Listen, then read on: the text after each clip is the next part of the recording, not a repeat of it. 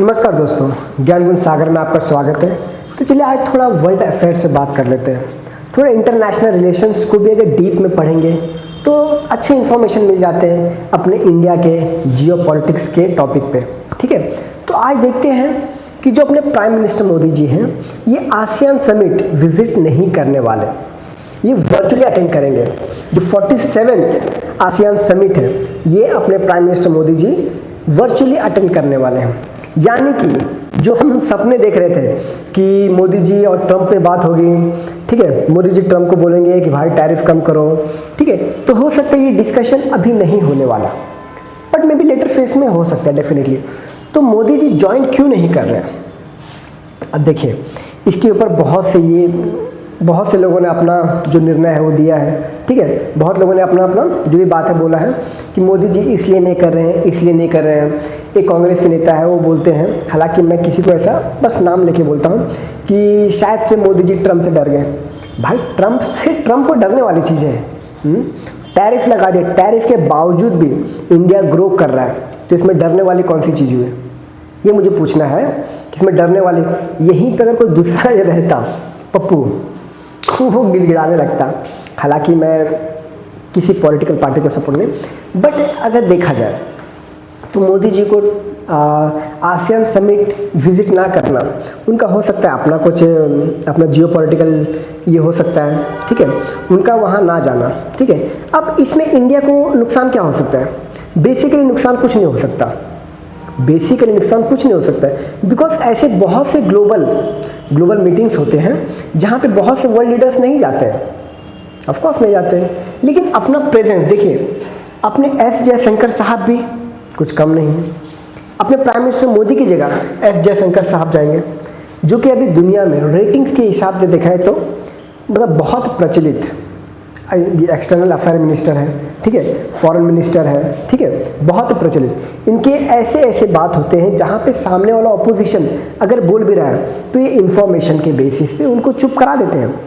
और कुछ लोग रहते हैं जो बोलते हैं इनको रिज़ाइन करने के लिए, तो वो छट्टी फेल होते हैं जो इनको रिज़ाइन करने के लिए बोलते हैं।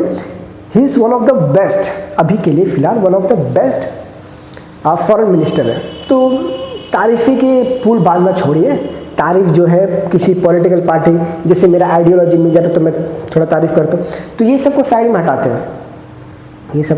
हटाते हैं, ठीक है।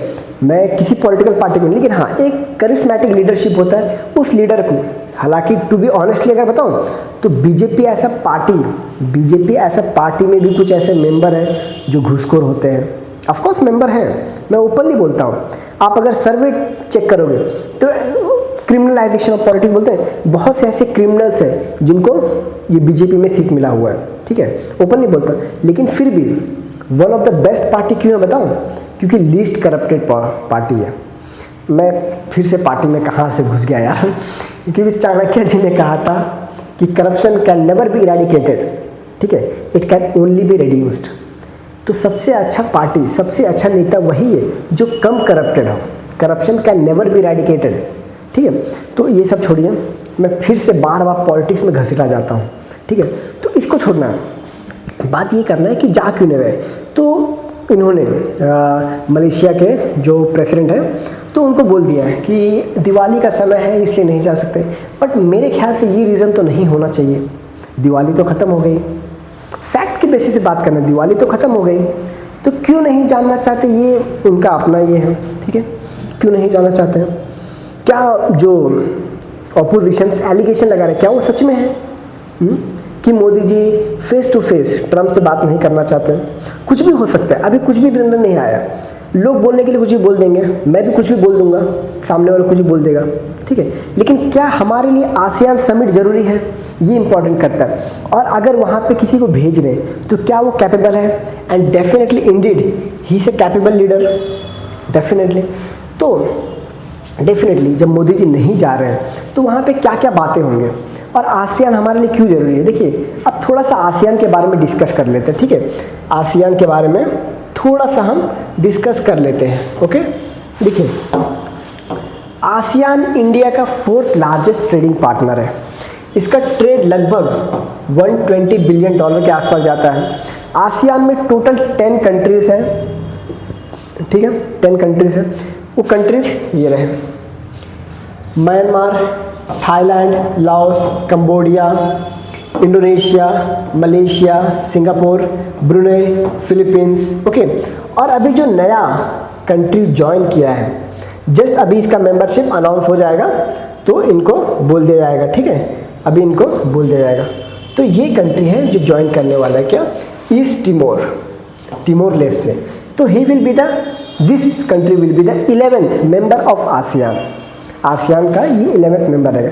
अभी हमने लुक ईस्ट पॉलिसी और एक्ट ईस्ट पॉलिसी तो पहले देख लिया था। लुक ईस्ट पॉलिसी अपना 90s के समय आया था, एक्ट ईस्ट पॉलिसी अभी आया है, ठीक है, 5-6 साल पहले। तो हमें एक्ट ईस्ट पॉलिसी क्यों करना है, हमें ईस्ट की तरफ क्यों देखना है? पीछे कारण ये है कि ये है इंडो पैसिफिक रीजन, ये है साउथ चाइना सी, और ये है इंडो पैसिफिक, यहाँ पे अपना इंडियन ओशन, पैसिफिक ओशन, यहाँ पे चाइना का प्रेजेंस ज़्यादा है।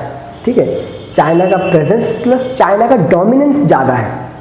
ओके, यहाँ पे तो उसको काउंटर करने के लिए, क्योंकि चाइना इस एरिया में बहुत, मतलब यहाँ पे एक आता है 9 डैश लाइन।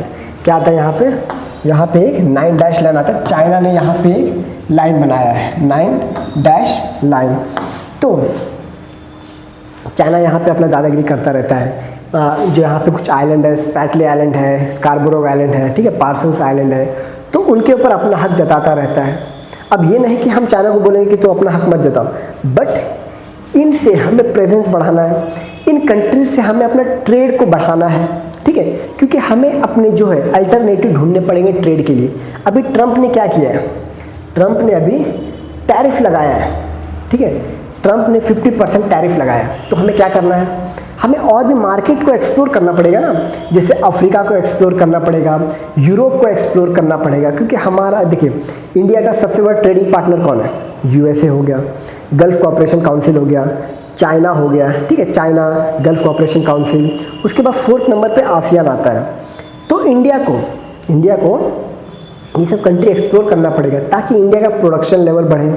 ठीक है, इन सब कंट्री पे जाके ट्रेड का बात करें, इन सब कंट्री में जाके ट्रेड का बात करें। ठीक है, क्योंकि देखिए ये सब कंट्री, देखिए हम इंडोनेशिया से क्या इंपोर्ट करते हैं, पाम ऑयल। ठीक है, पाम ऑयल इंपोर्ट करते हैं इंडोनेशिया से और मलेशिया से। दुनिया में सबसे ज़्यादा पाम ऑयल हम इन्हीं दोनों से इंपोर्ट करते हैं। तो इन पर ट्रेड डील पे बात करें, आसियान से हमारा फ्री ट्रेड एग्रीमेंट हो चुका था। ठीक है, फ्री ट्रेड एग्रीमेंट हो चुका था। तो इसीलिए हमारे लिए ये आसियान जो है ये बहुत इम्पॉर्टेंट है। ठीक है, आसियान हमारे लिए बहुत इम्पॉर्टेंट है, और इसी के लिए प्राइम मिनिस्टर मोदी जी को यहाँ पे बातें करनी चाहिए थी। ठीक है, ट्रेड के बारे में बात करनी चाहिए थे, ग्लोबल प्रेजेंस के बारे में बात करनी चाहिए थे। ठीक है, लेकिन उनके अलावा जो जा रहे हैं ये भी कुछ कम नहीं,